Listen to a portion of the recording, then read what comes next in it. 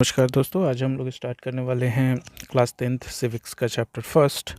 That name is power sharing. जैसा कि इसका नाम है पावर शेयरिंग। शेयरिंग का मतलब आप सब जानते हैं कि शेयर करना, बांटना। और पावर, जो पावर एक्सरसाइज करते हैं हमारे पॉलिटिकल बॉडी, उनके बारे में अब इस चैप्टर में हम लोग यही देखेंगे कि why is necessary for power sharing in our political bodies. अब पॉलिटिकल बॉडीज़ में इससे क्या होता है, क्या फ़र्क पड़ता है, इसी के बारे में हम लोग देखेंगे। तो इस चैप्टर में हम लोग कौन कौन से टॉपिक्स कवर करने वाले हैं। सब interns, ethnic composition, Belgium map, a combination of Belgium.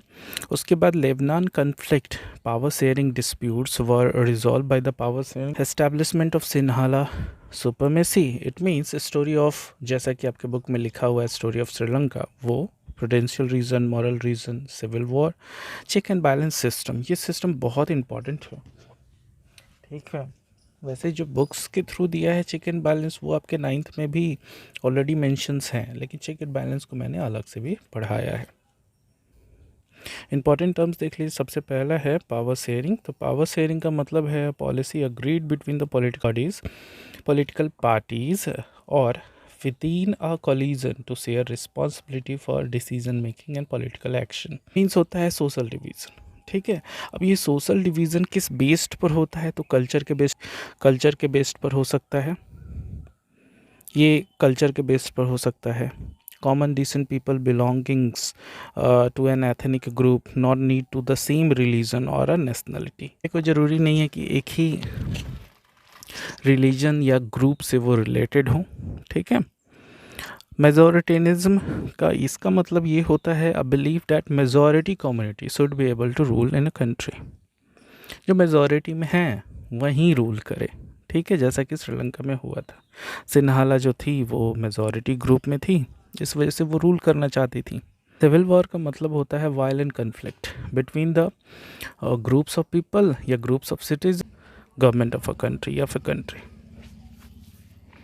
Prudential, अब यहाँ है प्रूडेंशियल का मतलब होता है बुद्धिमानी। अब वैसे चीज़ का केयरफुली कैलकुलेशन करना जिसमें गेन एंड लॉसेस हो सकती हैं, बुद्धिमानी के साथ डिसीजन लेना, वो डिसीजन मोरल कंसिड्रेशन को ध्यान में रखते हुए किया जाता है, वो प्रूडेंशियल रीज़न में आता है, ठीक है।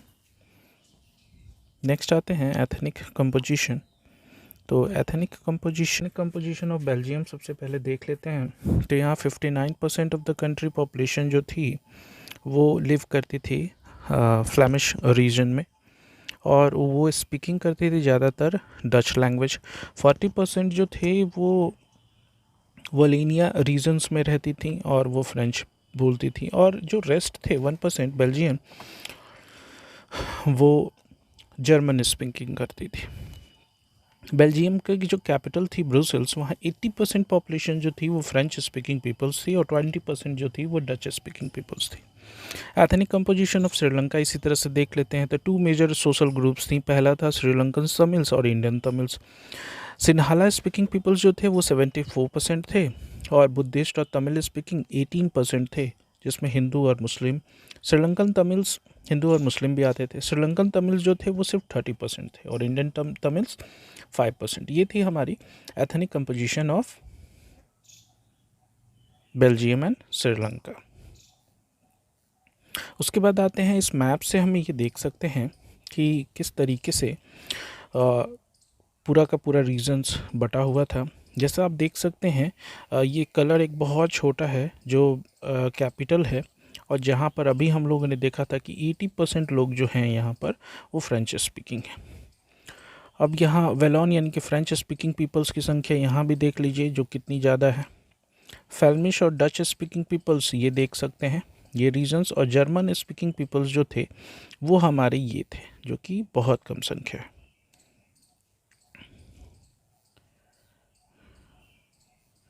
बेल्जियम गवर्नमेंट ने क्या किया कि उसने कॉन्स्टिट्यूशन में कुछ अमेंडमेंट किए। 4 टाइम्स की अमेंडमेंट है जो आपकी किताब में मेंशंस हैं, जिनके बारे में हम लोग देखते हैं। ठीक है। तो ये मॉडल किस तरह से तैयार हुई, ये बहुत इंपॉर्टेंट है आपके सीबीएसई बोर्ड के लिए। और इससे रिलेटेड क्वेश्चंस भी फ्लैश हो रही होगी, आप देख सकते हैं। अगर फ्लैश नहीं हो रही है तो डिस्क्रिप्शन में आप ज़रूर जाएं, डिस्क्रिप्शन के सारे क्वेश्चन सॉल्व करें इस चैप्टर से रिलेटेड, जो भी सीबीएसई बोर्ड एंड एनटीएससी में पूछा जा सकता है। ठीक है, और लाइक एंड सब्सक्राइब करना ना भूलें। तो पहला जो मॉडल है इसका वो कुछ इस तरीके था कि the constitution prescribed that the number of duchess and French speaking ministers shall be equal in the central government. दोनों में इक्वालिटी प्रमोट की गई, यानी कि जितने फ्रेंच स्पीकिंग पीपल्स होंगे उतने ही मिनिस्टर्स जो होंगे वो डच स्पीकिंग पीपल्स होंगे। ठीक है, उसके बाद हर एक तरह के लिंग्विस्टिक ग्रुप्स में बांटा गया, ताकि कुछ स्पेशल लॉ प्रोवाइड किए गए ताकि जो लिंग्विस्टिक जो कन्फ्लिक्ट्स है वो ना हो पाए। सेकंड था, state government are not subordinate to the central government. It means state government जो था वो आंसरेबल नहीं होगा सेंट्रल गवर्नमेंट के लिए, सेंट्रल गवर्नमेंट को। ठीक है, यानी सेंट्रल गवर्नमेंट उस पर क्वेश्चन नहीं कर सकती है सिंपल वे में। ब्रसल्स का जो था वो सेपरेट गवर्नमेंट होगा जो which both communities have equal representation. ठीक है, यानी कि मिनिस्टर्स की संख्या दोनों जगह से इक्वल होगी। सेंट्रल एंड स्टेट गवर्नमेंट के बावजूद वहाँ एक थर्ड टाइप की गवर्नमेंट भी होगी जो कि कम्युनिटी को रिप्रेजेंट करेगी।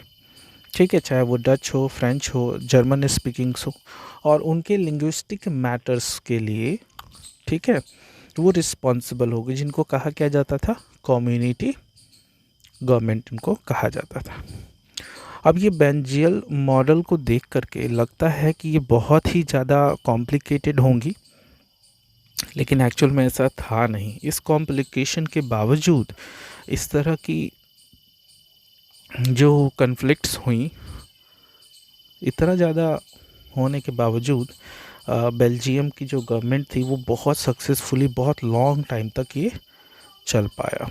नेक्स्ट है जो लेबनान कन्फ्लिक्ट्स था रिलेटेड टू पावर, ये आपका सीबीएसई के लिए बहुत इंपॉर्टेंट क्वेश्चन था। पहला था, peoples is the various communities live in the Lebanon capital city Beirut. ठीक है, और वहाँ पर क्या हो रहा था, सिविल वॉर चल रहा था दोनों के बीच में। डिफरेंट ग्रुप्स थे, डिफरेंट कम्युनिटीज़ थी उनके बीच में। रिजल्ट क्या आया, 1000 पीपल्स ऑफ वेरियस कम्युनिटीज़ जो थे उनको मार दिया गया, उनकी लाइवलीहुड पूरी तरह से डिस्ट्रॉय हो गई।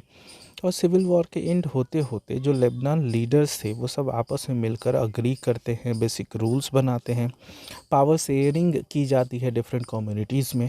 ठीक है, प्रेसिडेंट जो थे वो मैरोनिट सेक्ट ऑफ कैथोलिक क्रिश्चियंस के बनते हैं। प्राइम मिनिस्टर जो थे वो मस्ट भी सुन्नी मुस्लिम कम्युनिटी के बनाए जाते हैं, ताकि दोनों के ही ग्रुप्स के पास, मेनली कॉन्फ्लिक्ट तो इन्हीं के बीच में था, कैथोलिक क्रिश्चियन और सुन्नी मुस्लिम के बीच में। और डेप्यूटी प्राइम मिनिस्टर जो थे वो ऑर्थोडॉक्स क्रिश्चियन सेक्ट के बनाए गए। स्पीकर सिया मुस्लिम बने। ठीक है, as a perspect Christians agree not seek French protection and the Muslim agree not to seek unification with the neighboring state Syria. Government जो थी वो फॉलो करी थी प्रिफरेंशियल पॉलिसीज़। ठीक है, और जिसमें सिन्हाला के फेवर में ही सारे के सारे यूनिवर्सिटीज़, गवर्नमेंट जॉब्स वगैरह सारे दिए गए।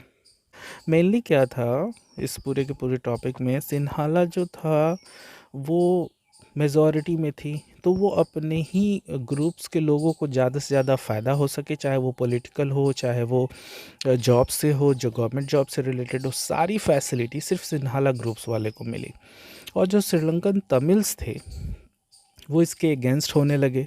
ठीक है, और अगेंस्ट होने के बाद उन्होंने स्ट्रगल स्टार्ट की, बहुत सारे श्रीलंकन तमिल्स जो थी वो पार्टीज़ को लॉन्च की। और इसी दोनों के कन्फ्लिक्ट में, ठीक है, फाइनली क्या हुआ, श्रीलंका में सिविल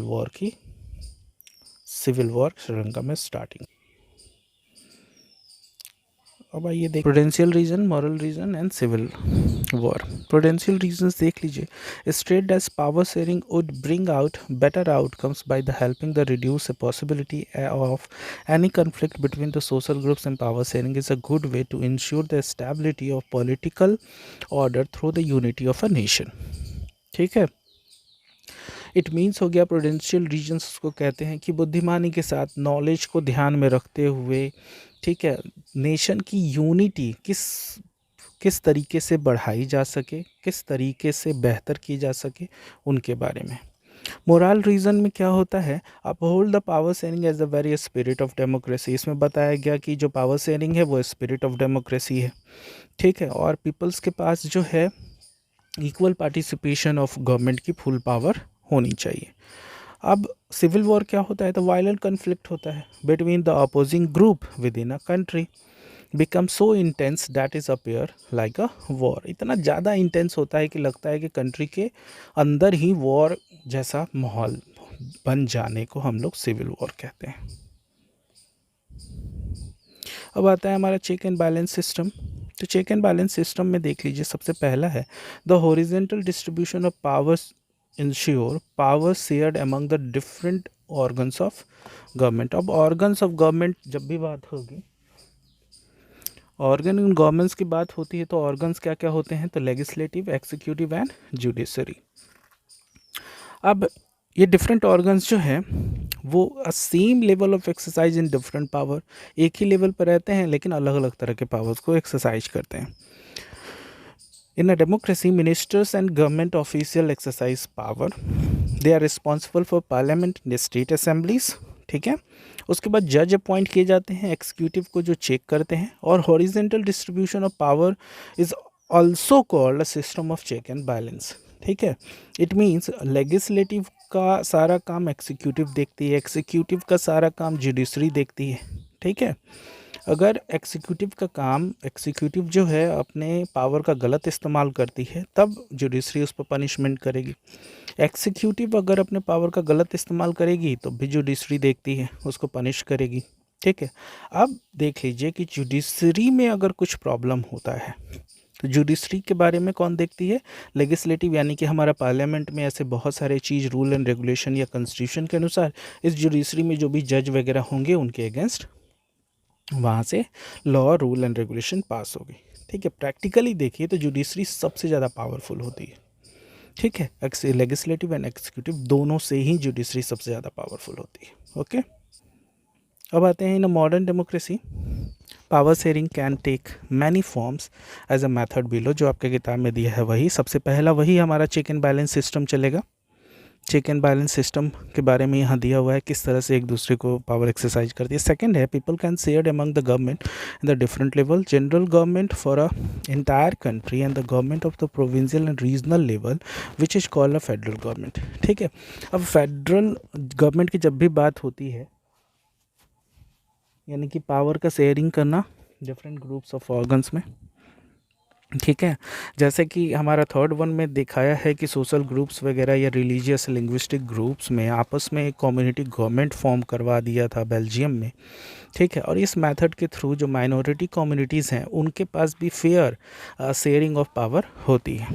एंड लास्ट वन है कि पावर शेयरिंग जो होती है वो एक ऐसा अरेंजमेंट है, ठीक है, जिसमें बहुत सारे पॉलिटिकल पार्टीज़, प्रेशर ग्रुप्स और बहुत सारे मूवमेंट के थ्रू इस पावर को कंट्रोल किया जा सकता है, ठीक है। अब प्रेशर ग्रुप का मतलब क्या हुआ, तो ये हमारा अपोजिशन पार्टी भी हो सकता है या फिर किसी के अगेंस्ट जो प्रेशर बनाना, जैसे अभी फार्म बिल के थ्रू फार्मर्स जो हैं हमारे वो प्रोटेस्ट कर रहे हैं गवर्नमेंट के पास, ठीक है, वो एक तरह का प्रेशर बना रहे हैं, तो उसको हम लोग क्या बोलेंगे, एक तरह का प्रेशर ग्रुप। फाइनली जो कंक्लूज़न होता है हमारा, वो कंक्लूज़न क्या होता है, the form of power sharing is the most important part of democracy, पहला। दूसरा देख लीजिए, power sharing being up a good change of governments में हमेशा ही गुड चेंजिंग के लिए ये आती है। It solve all conflict in the country with the independence of every organisation, ठीक है। और लास्ट वन है power sharing help to control the countries matter easily in the peoples approval. उसको ये समझने में आसानी होती है, ठीक है। चलिए, सो थैंक